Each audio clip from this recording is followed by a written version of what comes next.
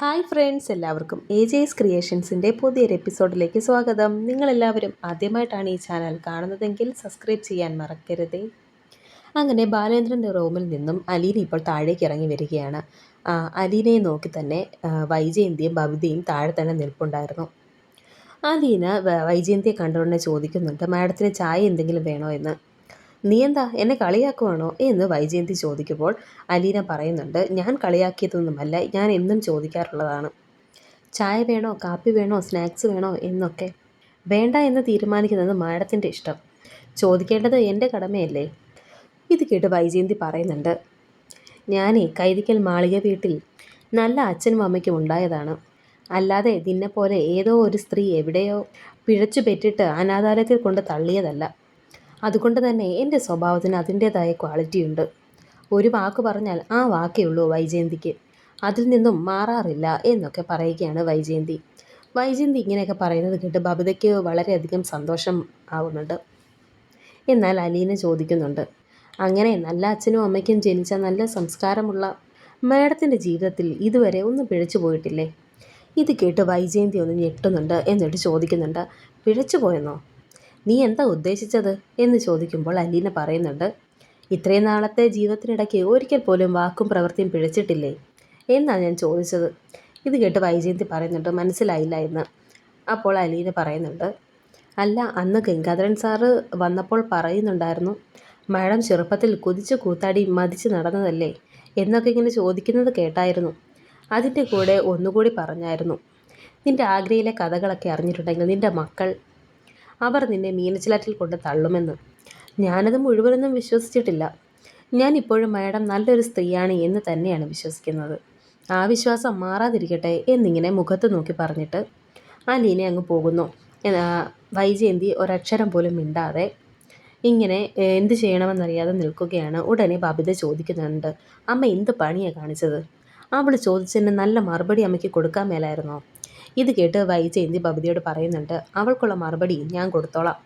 എന്ത് ചെയ്യാനാ, എൻ്റെ സ്വന്തം ആങ്ങള വായിൽ തോന്നിയതെല്ലാം വിളിച്ചു പറഞ്ഞിട്ട് പോയി. സ്വന്തം കൂടപ്പറപ്പാണെന്ന് പോലും ഓർക്കണ്ടായിരുന്നോ എന്ന് പറഞ്ഞ് വളരെ ദേഷ്യത്തോടെ റൂമിലേക്ക് പോയിട്ട് ഡോറ് വലിച്ചടക്കുകയാണ്.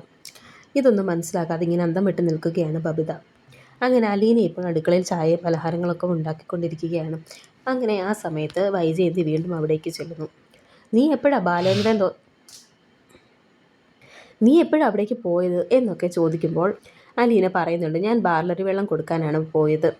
പിന്നെ ഉച്ചകഴിഞ്ഞ് ഞാൻ അങ്ങോട്ട് പോയി നോക്കിയില്ല. ഹൃദ്രോഗമുള്ള ആളല്ലേ, ഇടയ്ക്ക് പോയി നോക്കണ്ടേ, അതിനുവേണ്ടി പോയതാ എന്നൊക്കെ പറയുമ്പോൾ വൈജയന്തി ചോദിക്കുന്നുണ്ട്, അങ്ങനെ പോയതാണെങ്കിൽ പോയിട്ട് നിനക്ക് അപ്പോൾ തന്നെ ഇറങ്ങി പോരണ്ടായിരുന്നോ? പിന്നെന്തിനാ നീ അത്രയും സമയം അവിടെ നിന്നത്?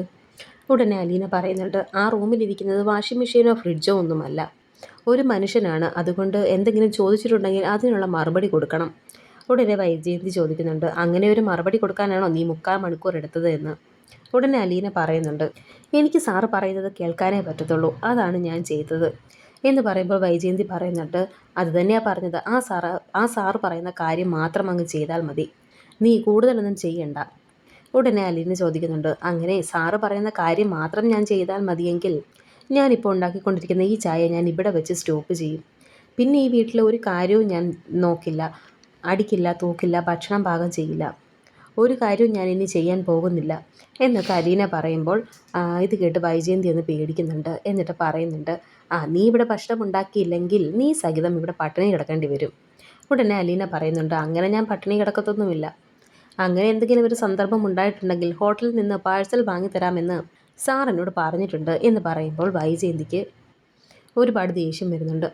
അങ്ങനെ ദേഷ്യത്തിൽ തന്നെയാണ് ഇപ്പോൾ അലീന ഇപ്പോൾ ബബിതയുടെ അടുത്ത് എന്നിട്ട് പറയുന്നുണ്ട്, എടി, ഈ വീട്ടിൽ എന്തെങ്കിലും പ്രശ്നമുണ്ടെങ്കിൽ അത് തണുപ്പിക്കാനാണ് നീ നോക്കേണ്ടത്, അല്ലാതെ സ്വന്തം അമ്മ വരുന്നത് നോക്കി എന്നിട്ട് എരുതിയിലേക്ക് എണ്ണ ഒഴിച്ച് ആളി കത്തിക്കാനല്ല.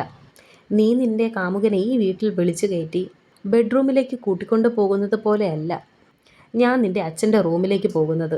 അദ്ദേഹത്തിൻ്റെ റൂമിലേക്ക് ഞാൻ പോകുന്നത് മെഡിക്കൽ കെയർ കൊടുക്കാനാണ്. അതിൽ നിനക്കൊക്കെ എന്തെങ്കിലും സംശയം ഉണ്ടെങ്കിൽ ഞാൻ ഇവിടുന്ന് സാറിൻ്റെ റൂമിലേക്ക് പോകുമ്പോൾ ആ വാതിൽക്ക് വന്ന് നോക്കി നിന്നോണം, ഞാൻ ആ റൂമിൽ കയറി തിരിച്ചിറങ്ങുന്നത് വരെ. അല്ലാതെ അനാവശ്യമായിട്ട് എന്തെങ്കിലും സംസാരിച്ചിട്ടുണ്ടെങ്കിൽ ഉണ്ടല്ലോ എന്നൊക്കെ പറഞ്ഞ് അലീന അങ്ങ് ദേഷ്യപ്പെടുകയാണ്. ഈ സമയം ബബിത ഒന്നും തന്നെ മിണ്ടാതെ പെട്ടെന്ന് തന്നെ അവിടെ നിന്നും പോവുകയാണ്. ഇതെല്ലാം കേട്ടിങ്ങനെ വൈജയന്തി അവിടെ നിൽക്കുന്നുണ്ട്. വീണ്ടും അലീനയോട് തർക്കിക്കാൻ ചെല്ലുകയാണ്. നീ ആരോടാണ് ഈ കിടന്ന് കുരയ്ക്കുന്നതെന്ന്. ഇത് കേട്ട് അലീന പറയുന്നുണ്ട്, ഞാൻ കിടന്ന് കുരച്ചതൊന്നുമല്ല, ഞാൻ കാര്യമാണ് പറഞ്ഞത് എന്ന് പറയുമ്പോൾ വൈജയന്തിക്ക് പിന്നെ മറുത്തൊന്നും പറയാൻ സാധിക്കുന്നില്ല. അങ്ങനെ അലീനയും ഇതൊന്നും ശ്രദ്ധിക്കാതെ ഇപ്പോൾ ചായ ഉണ്ടായിക്കൊണ്ടിരിക്കുകയാണ്. ശേഷം ഇപ്പോൾ കാണിക്കുന്ന മാമച്ചായനെയും ഗ്രേസിയമ്മയുമാണ്. അവർ രണ്ടുപേരും ഇങ്ങനെ ഇരുന്ന് ടി വി കാണുന്നുണ്ട്. അപ്പോൾ അവിടേക്ക് രേവതിക്കുട്ടി വന്നിട്ട് അവരോട് പറയുന്നുണ്ട്, നിങ്ങളിങ്ങനെ ഇരുന്നിട്ടുണ്ടായിരുന്നത് ശരിയാവില്ല, രാവിലെയെങ്കിലും എന്ന് എഴുന്നേറ്റ് നടക്കണം, ഈ സോഫയിൽ തന്നെ ഇങ്ങനെ ഇരുന്നാൽ എങ്ങനെയാ എന്നൊക്കെ പറഞ്ഞ് വഴക്ക് പറഞ്ഞുകൊണ്ടിരിക്കുകയാണ്. ഈ സമയത്താണ്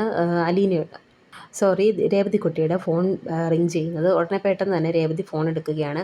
അത് വേറെ ആരുമായിരുന്നില്ല, അത് സെലിൻ്റെ കോളായിരുന്നു, കൊട്ടാരം മറ്റത്ത് നിന്ന്.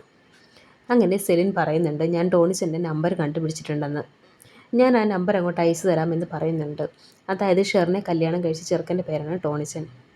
ഉടനെ രേവതി പറയുന്നുണ്ട്, ആ അയച്ചേക്ക് ചേച്ചി, ഞാൻ വിളിച്ചോളാമെന്ന്. എങ്ങനെ ആളുടെ സ്വഭാവം, വിളിച്ചിട്ടുണ്ടെങ്കിൽ ദേഷ്യപ്പെടുമോ എന്നൊക്കെ രേവതി ചോദിക്കുന്നുണ്ട്. അപ്പോൾ സെലിൻ പറയുന്നുണ്ട്, വിളിക്കുന്നത് കൊണ്ട് കുഴപ്പമൊന്നുമില്ല, വിളിച്ചിട്ട് കൊട്ടാരമറ്റം എന്നൊരു പേര് പറഞ്ഞേക്കരുത്, വേറെതെങ്കിലും രീതിയിൽ സംസാരിച്ച് നോക്ക്, അതായിരിക്കും നല്ലത് എന്നൊക്കെ പറയുന്നുണ്ട്. അങ്ങനെ രേവതിക്കുട്ടി ഇപ്പോൾ ഷെറിന് എങ്ങനെയുണ്ട് എന്നൊക്കെ തിരക്കുന്നുണ്ട്. അവൾക്ക് വലിയ മാറ്റമൊന്നുമില്ല എന്ന് പറയുന്നുണ്ട്. വീണ്ടും രേവതി ചോദിക്കുന്നുണ്ട്, ചേച്ചി അന്ന് പ്രസവം കഴിഞ്ഞ് വരുമ്പോൾ കുട്ടി കൂടെ ഇല്ലായിരുന്നു എന്നല്ലേ പറഞ്ഞത്, അത് കഴിഞ്ഞ് എത്ര നാൾ കഴിഞ്ഞാണ് അവരുടെ വിവാഹം നടന്നത് എന്ന് ചോദിക്കുന്നു. ഉടനെ സെലിൻ പറയുന്നുണ്ട്, കുഞ്ഞുണ്ടായി 1 വർഷം കഴിഞ്ഞാണ് വിവാഹം നടന്നത് എന്നാണ് എൻ്റെ ഒരു അറിവ്, കാരണം ഞാനിവിടെ ഇല്ലായിരുന്നല്ലോ, അതുകൊണ്ട് എനിക്ക് കറക്റ്റ് അറിയില്ല എന്ന് പറയുന്നു. രേവതി അപ്പോൾ ചോദിക്കുന്നുണ്ട്, ചേച്ചിക്ക് ഹസ്ബൻഡിനോടൊന്ന് ചോദിച്ചു നോക്കാൻ മേലായിരുന്നോ എന്ന്.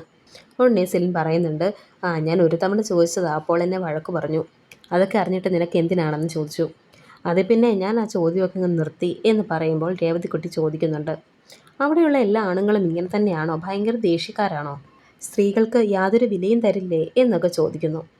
അപ്പോൾ സെലിൻ പറയുന്നുണ്ട്, ഇതൊക്കെ ഒരു ശീലമായി അങ്ങനെ അങ്ങ് മുന്നോട്ട് പോകുന്നു, പക്ഷേ എൻ്റെ ആൾ അങ്ങനെയല്ല കേട്ടോ, ചിലപ്പോൾ ദേഷ്യപ്പെടും, ചിലപ്പോൾ ചാടുകയൊക്കെ ചെയ്യും, അത് കഴിഞ്ഞ് പോട്ടടി എന്ന് പറഞ്ഞ് എന്നെ വന്ന് ആശ്വസിപ്പിക്കാറൊക്കെയുണ്ട്, ഞാനിനി വിളിക്കുമ്പോൾ ദേഷ്യപ്പെടുമോ എന്നൊന്നും അറിയില്ല, ഫോണിൽ കൂടെ തല്ലത്തൊന്നുമില്ലല്ലോ, അതുകൊണ്ട് ധൈര്യമായിട്ട് വിളിച്ച് ചോദിക്കാമല്ലോ എന്നൊക്കെ രേവതി പറയുമ്പോൾ സെലിൻ ചോദിക്കുന്നുണ്ട്, അത്രയ്ക്കും പേടിയാണെങ്കിൽ പിന്നെ എന്തിനാണ് നിങ്ങളിങ്ങനെ കഷ്ടപ്പെട്ട് ഫോൺ വിളിക്കുന്നത്.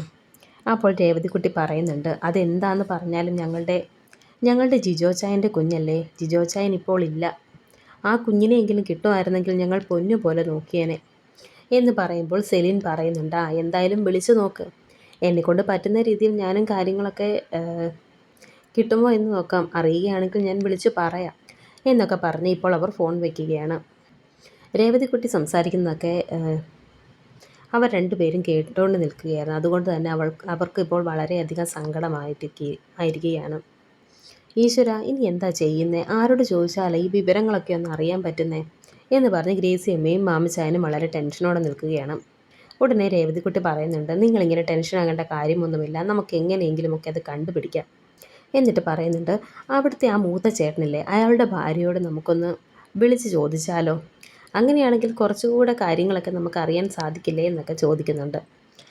അത് ശരിയായെന്നൊക്കെ അവർ രണ്ടുപേരും പറയുന്നുണ്ട്. എന്നിട്ട് ഗ്രേസിയമ്മ പറയുന്നുണ്ട്, ഏത് ചെകുത്താൻ്റെ അടുത്ത് പോയിട്ടാണെങ്കിലും ശരി, നമുക്ക് ഇതിൻ്റെ സത്യാവസ്ഥ എന്താണെന്ന് അറിയണം. ശേഷം ഇപ്പോൾ കാണിക്കുന്നത് അലീനയാണ്. അലീന ബാലചന്ദ്രനുള്ള മസാല ദോശയൊക്കെ ഉണ്ടാക്കിക്കൊണ്ട് റൂമിലേക്ക് പോകാൻ തുടങ്ങുമ്പോഴേക്കും വൈജയന്തി ഇങ്ങനെ പിടിച്ചു നിർത്തുകയാണ്. എന്നിട്ട് ചോദിക്കുന്നുണ്ട്, നീ എങ്ങോട്ട് പോകുവാടിയെന്ന്. ഞാൻ സാറിനുള്ള ഫുഡ് കൊടുക്കാൻ വേണ്ടി പോവുകയാണെന്ന് അലീന പറയുമ്പോൾ വൈജയന്തി ബബിതയെ വിളിക്കുന്നു. ബബിതയെ വിളിച്ച് വരുത്തിയിട്ട് പറയുന്നുണ്ട്, നീ ഇത് കൊണ്ട് കൊടുക്കെന്ന് പറയുമ്പോൾ ബബിത പറയുന്നുണ്ട്, ഇല്ലമ്മേ, ഞാനിത് കൊണ്ട് കൊടുക്കില്ല, അച്ഛൻ ദേഷ്യപ്പെടും എന്നൊക്കെ പറയുന്നുണ്ട് ബബിത. എന്നാൽ വൈജയന്തി സമ്മതിക്കുന്നില്ല. നിൻ്റെ അച്ഛനാണ് മുകളിലിരിക്കുന്നത്, അത് കണ്ടവളുമാർക്ക് വിട്ടുകൊടുക്കാൻ നീ തയ്യാറാകരുത്, അതുകൊണ്ട് നീ അത് ചെയ്യ് എന്നൊക്കെ പറഞ്ഞ് ബബിതയെ നിർബന്ധിക്കുന്നുണ്ട്. ഒന്നുമില്ലെങ്കിൽ നിൻ്റെ അച്ഛനല്ലേ, കൊലപ്പുള്ളിയൊന്നും അല്ലല്ലോ. അങ്ങനെ ഇപ്പോൾ ബബിത വൈജയന്തിയുടെ നിർബന്ധം സഹിക്കാൻ കഴിയാതെ അലീനയുടെ കയ്യിൽ നിന്നും ആ ഫുഡൊക്കെ മേടിച്ച് റൂമിലേക്ക് പോവുകയാണ്. ബബിത ആകെ ടെൻഷനായിട്ടാണ് മേലോട്ട് കയറി ചെല്ലുന്നത്. വളരെ പേടിച്ചാണ് റൂമിലേക്ക് കയറി പോകുന്നതും. ബബിത മുകളിലേക്ക് കയറി പോകുമ്പോഴത്തേക്കും അലീന ഇപ്പോൾ അടുക്കളയിലേക്ക് പോകാൻ തുടങ്ങുകയാണ്. അന്നേരം വൈജയന്തി തടഞ്ഞു നിർത്തിയിട്ട് വൈജയന്തി ചോദിക്കുകയാണ്, നീ എന്താ കരുതിയത്, ബാലചന്ദ്രനെ പോക്കറ്റിലിട്ടങ്ങ് നടക്കാമെന്നോ, അത് നടക്കത്തില്ലടി എന്ന് പറയുമ്പോൾ അലീന പറയുന്നുണ്ട്, എങ്കിൽ നമുക്കൊന്ന് നോക്കാമെന്ന്. ഉടനെ വൈജയന്തി ചോദിക്കുന്നുണ്ട്, നീ എന്നെയാണോ വെല്ലുവിളിക്കുന്നത്? എന്നാൽ നീ തോറ്റു പോകത്തേ ഉള്ളൂ. അപ്പോൾ അലീന പറയുന്നുണ്ട്, മാഡം എന്നോട് മത്സരിച്ചാലാണ് തോറ്റു പോകുന്നത്. ഇപ്പോൾ തന്നെ തോറ്റിരിക്കുവാണ്, ഇനിയും തോക്കണോ? ഉടനെ വൈജയന്തി പറയുന്നുണ്ട്, നീ എന്നെ വെല്ലുവിളിക്കുമെന്നും വേണ്ട, നിന്നെ ഞാനിവിടെ വെച്ച് പൊറപ്പിക്കത്തില്ല. എന്താ ചെയ്യുന്നതെന്ന് ഞാൻ നിനക്ക് കാണിച്ചു തരാം എന്ന് പറയുമ്പോൾ അലീന പറയുന്നുണ്ട്, ആ നമുക്ക് കാണാം. അങ്ങനെയൊക്കെ പറഞ്ഞിട്ട് അലീന അങ്ങോട്ട് പോവുകയാണ്. അങ്ങനെ ബബിത ഇപ്പോൾ ബാലചന്ദ്രൻ്റെ റൂമിലേക്ക് ആഹാരം കൊണ്ട് ചെന്നിരിക്കുകയാണ്. ഇത് കണ്ടിട്ട് ബാലചന്ദ്രൻ്റെ ദേഷ്യം വരുന്നുണ്ട്. ബാലചന്ദ്രൻ ചോദിക്കുന്നുണ്ട്, ഇതെന്താ ഫുഡെന്ന്. അപ്പോൾ ബബിത പറയുന്നുണ്ട്, ഇത് മസാല ദോശയാണെന്ന്. ഞാൻ നിന്നോട് ഫുഡ് ഉണ്ടാക്കിക്കൊണ്ട് വരാൻ പറഞ്ഞില്ലായിരുന്നല്ലോ എന്ന് ബാലചന്ദ്രൻ ചോദിക്കുമ്പോൾ ബബിത പറയുന്നുണ്ട്, ഇത് ഞാൻ ഉണ്ടാക്കിയതല്ല, അലീന ഉണ്ടാക്കിയതാണെന്ന്. ഞാനിതങ്ങ് മേടിച്ചുകൊണ്ട് വന്നതേ ഉള്ളൂ എന്നൊക്കെ ബബിത പറയുമ്പോൾ ബാലചന്ദ്രൻ ചോദിക്കുന്നുണ്ട്, അങ്ങനെ മേടിച്ചു കൊണ്ട് വരാൻ നിന്നോട് ആരാ പറഞ്ഞത് എന്ന് ചോദിക്കുമ്പോൾ ബബിത പറയുന്നുണ്ട്, അത് അമ്മ പറഞ്ഞു, അമ്മ നിർബന്ധിച്ചത് കൊണ്ട് ഞാൻ എടുത്തുകൊണ്ട് വന്നതാണ് എന്ന് പറയുമ്പോൾ ബാലചന്ദ്രൻ ചോദിക്കുന്നുണ്ട്, അമ്മ ഒരു വെട്ടുകത്തി എടുത്തു തന്നിട്ട് അച്ഛൻ്റെ കഴുത്ത് മുറിക്കാൻ പറഞ്ഞാൽ നീ അതും ചെയ്യുമോ എന്നൊക്കെ ചോദിക്കുന്നതായിട്ട് ബബിത പറയുന്നുണ്ട്. അച്ഛാ, അങ്ങനെ അമ്മ പറയുമോ? ഇത് വെട്ടുകത്തിയൊന്നും അല്ലല്ലോ, ഇത് ഫുഡല്ലേ. ഇത് കേട്ട് ബാലേന്ദ്രൻ പറയുന്നുണ്ട്, ആ നിൻ്റെ അമ്മ അതും ചെയ്യും, അതിൻ്റെ ഒരു ചെറിയ പതിപ്പാണിത്. നിൻ്റെ അച്ഛൻ എന്ത് ചെയ്യരുതെന്ന് പറയുന്നു അത് നിന്നെക്കൊണ്ട് നിർബന്ധിച്ച് ചെയ്യിപ്പിക്കും. അതല്ലേ ഇപ്പോൾ അവൾ ചെയ്തത്. നീ എന്തായാലും ഇതിവിടെ വെച്ചിട്ട് പൊയ്ക്കോ എന്നൊക്കെ ബാലേന്ദ്രൻ പറയുമ്പോൾ ഇപ്പോൾ ആ ഫുഡ് അവിടെ വെച്ചിട്ട് ബബിത ഇപ്പോൾ റൂമിൽ നിന്ന് ഇറങ്ങിപ്പോവുകയാണ്. ബബിത താഴേക്ക് ഇറങ്ങി വരുന്നത് നോക്കി വൈജയന്തി ഇങ്ങനെ കാത്തു നിൽക്കുന്നുണ്ടായിരുന്നു. എന്നിട്ട് വളരെയധികം ആകാംക്ഷയോടെ ചോദിക്കുന്നുണ്ട്, എന്താ പറഞ്ഞത് എന്ന്. അപ്പോൾ ബബിത പറയുന്നുണ്ട്, പ്രത്യേകിച്ചൊന്നും പറഞ്ഞില്ല, അതവിടെ വെച്ചിട്ട് പൊക്കോളാൻ എന്ന് പറഞ്ഞു. വേറൊന്നും പറഞ്ഞില്ലേ എന്ന് വൈജയന്തി ചോദിക്കുമ്പോൾ ബബിത പറയുന്നുണ്ട്, ഇതാര് പറഞ്ഞിട്ടാണ് കൊണ്ടുവന്നത് എന്ന് ചോദിച്ചു.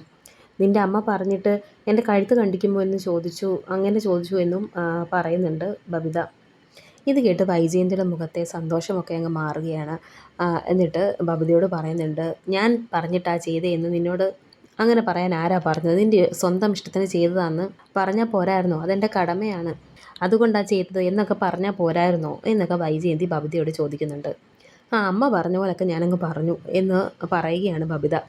ഈ സമയത്ത് റൂമിൽ നിന്ന് ബാലചന്ദ്രൻ ബെല്ലടിക്കുന്നുണ്ട്. ഇത് കേട്ട് അലീന മുകളിലേക്ക് പോകാൻ തുടങ്ങുമ്പോൾ വൈജയന്തി അലീനയെ തടഞ്ഞിട്ട് പറയുന്നുണ്ട്, വേണ്ട, ഇവൾ തന്നെ പൊക്കോളുമെന്ന് പറഞ്ഞ് ബബിതയെ പറഞ്ഞു വിടാൻ ഒരുങ്ങുകയാണ്. അങ്ങനെ ഇപ്പോൾ ബബിത റൂമിലേക്ക് ചെല്ലുമ്പോൾ ബാലേന്ദ്രൻ പറയുന്നുണ്ട്, അതെ, ഈ മസാല ദോശയ്ക്ക് ചൂടില്ല, തണുത്തുപോയി, അതുകൊണ്ട് ഒരെണ്ണം ചൂടോടെ ഉണ്ടാക്കിക്കൊണ്ട് വാ എന്ന് പറയുന്നു. അപ്പോൾ ബബിത അതിൽ തൊട്ട് നോക്കിയിട്ട് പറയുന്നുണ്ട്, അച്ഛാ ഇതിന് ചൂടുണ്ട് എന്ന് പറയുമ്പോൾ ഈ ചൂട് പോരാ, ഇതിന് 47 ഡിഗ്രി ചൂടേ ഉള്ളൂ, എനിക്ക് 60 ഡിഗ്രി ചൂടിലുള്ള മസാല ദോശയാണ് വേണ്ടത് എന്നൊക്കെ ബാലേന്ദ്രൻ പറയുമ്പോൾ ബബിത ചോദിക്കുന്നുണ്ട്, അച്ഛൻ എങ്ങനെയാണ് ഈ ചൂടൊക്കെ അറിയുന്നത് എന്ന്. അപ്പോൾ ബാലേന്ദ്രൻ പറയുന്നുണ്ട്, എൻ്റെ ഈ ചൂണ്ടുവരൽ കൊണ്ട് തൊട്ട് നോക്കിയാൽ എനിക്ക് ചൂടൊക്കെ അറിയാൻ പറ്റും, അച്ഛനതൊക്കെ അറിയാൻ പറ്റും, അതുകൊണ്ട് നിങ്ങൾക്കത് അറിയാൻ പറ്റണമെന്നില്ല, അതുകൊണ്ട് വേറെ ഉണ്ടാക്കിക്കൊണ്ട് വാ എന്ന് പറഞ്ഞ് ബാലേന്ദ്രൻ ഇപ്പോൾ ബബിതയെ പറഞ്ഞു വിടുകയാണ്. അങ്ങനെ ബബിത അതുകൊണ്ട് താഴേക്ക് ഇറങ്ങി വന്നിരിക്കുകയാണ്. ഉടനെ വൈജയന്തി ചോദിക്കുന്നുണ്ട്, ഇത്ര പെട്ടെന്ന് കഴിച്ചു കഴിഞ്ഞാൽ നീ എന്താ ഇതൊക്കെ എടുത്തുകൊണ്ട് വന്നത് എന്ന് ചോദിക്കുന്നുണ്ട്. അപ്പോൾ ബബിത പറയുന്നുണ്ട്, അച്ഛന് ഇത് കഴിക്കാനുള്ള ചൂടില്ല, 60 ഡിഗ്രി ചൂടിൽ മസാല ദോശ ഉണ്ടായിക്കൊണ്ട് വരണമെന്നൊക്കെ അച്ഛൻ പറഞ്ഞിരിക്കുന്നതെന്ന് പറയുമ്പോൾ വൈജയന്തി ഉടനെ എന്നെ ഇപ്പോൾ അലീനയെ വിളിക്കുകയാണ്. എടി, ഇതിന് ചൂടില്ലെന്നാണ് ബാലേന്ദ്രൻ പറഞ്ഞത്, അതുകൊണ്ട് നീ ഒരു കാര്യം ചെയ്യും, 60 ഡിഗ്രി ചൂടില്ലേ, അതിലൊരു മസാല ദോശ അങ്ങ് ഉണ്ടാക്കുക, എന്നിട്ട് കൊണ്ട് കൊടുക്കാം. അതെ, ഈ കളിയൊക്കെ എനിക്ക് മനസ്സിലാവുന്നുണ്ട്, എന്നെ ഇട്ട് പട്ടം കറക്കാം എന്നാണ് ബാലേന്ദ്രൻ ഉദ്ദേശിച്ചിട്ടുള്ളതെങ്കിൽ നീ ഒരു 100 ദോശയെങ്കിലും ഇവിടെ ചൂടും എന്ന് വളരെ ദേഷ്യത്തോടെ വൈജയന്തി പറയുകയാണ്. ഇതെല്ലാം ബാലേന്ദ്രൻ മേളിൽ നിന്ന് കേൾക്കുന്നുണ്ടായിരുന്നു. ഉടനെ ബാലേന്ദ്രൻ മുകളിൽ നിന്ന് പറയുന്നുണ്ട്, അലീന, നീ 100 എണ്ണമൊന്നും ഉണ്ടാക്കണ്ട, എൻ്റെ പാകത്തിന് ഒരെണ്ണം നീ ഉണ്ടാക്കിയാൽ മതി, അതങ്ങ് കൊണ്ട് തന്നാൽ മതി. അതിനു മുമ്പ് നീ ഒരു ഉപകാരം ചെയ്യണം, അങ്ങ് വർക്ക് ഏരിയയിൽ ഒരു ചൂരിലിരിപ്പുണ്ട്, അതിങ്ങ് എടുത്തുകൊണ്ട് തരണം എന്ന് ബാലേന്ദ്രൻ പറയുമ്പോൾ അലീന ചോദിക്കുന്നുണ്ട്, അതെന്തിനാണ് സാറെന്ന്. ഉടനെ ബാലേന്ദ്രൻ പറയുന്നുണ്ട്, എൻ്റെ റൂമിൽ ചില ശല്യങ്ങളൊക്കെ വന്ന് കയറുന്നുണ്ട്, നിന്നെ എപ്പോഴും വിളിച്ച് ശല്യം ചെയ്യാൻ പറ്റില്ലല്ലോ, അതുകൊണ്ട് നീ അതിങ്ങ് എടുത്തുകൊണ്ട് വാ എന്ന് അലീനയോട് പറയുകയാണ്. അങ്ങനെ അലീന അതെടുക്കാനായിട്ട് പോവുകയാണ്. ഈ സമയം ബാലേന്ദ്രൻ പതുക്കെ താഴേക്ക് ഇറങ്ങി വരുന്നുണ്ട്. ഇത് കണ്ട് വൈജയന്തിക്ക് ചെറിയൊരു പേടിയൊക്കെ ഉണ്ട്. അങ്ങനെ ഇപ്പോൾ അലീന ആ ചോറിലെടുത്തുകൊണ്ട് വരികയാണ്. വരാനിരിക്കുന്ന പുതിയ എപ്പിസോഡുകളുമായി വീണ്ടും കാണാം. Thank you for watching.